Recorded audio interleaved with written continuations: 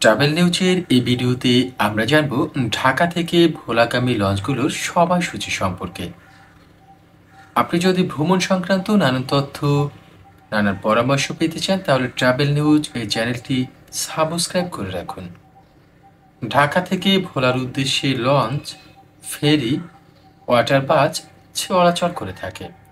এর মধ্যে green line water bus এবং বিভিন্ন কোম্পানির লঞ্চগুলো অন্যতম। দর্শক, ঢাকা থেকে আপনি যদি ভোলা যেতে চান, প্রতিদিন সকাল ৮টা থেকে সন্ধ্যা ৬টা পর্যন্ত আপনি বিভিন্ন লঞ্চ পেয়ে যাবেন। আমরা কয়েকটি লঞ্চের শিডিউল ভিডিওতে উল্লেখ করে রেখেছি, যেমন এমবি আলামিন সকাল ৮টা বাজে ছেড়ে যায়, বিকেল ৪টা বাজে ভোলায় পৌঁছে।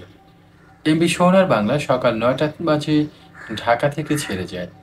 এমবি নূরজাহান দুপুর ১টা বাজে, এমবি রহমাতুল্লাহ বিকাল ৩টা বাজে, এমবি আকাশী সন্ধ্যা ৬টা বাজে। তবে আমাদের উল্লেখিত এই শিডিউল পরিবর্তন হতে পারে। আপনি সকাল ৮টা বাজে যদি সদরঘাট টার্মিনালে যান তাহলে বিভিন্ন লঞ্চগুলো পেয়ে যাবেন। ঢাকা থেকে ভোলাগামী লঞ্চের শিডিউল এ পর্যন্তই। ভালো থাকুন, ভালো রাখুন।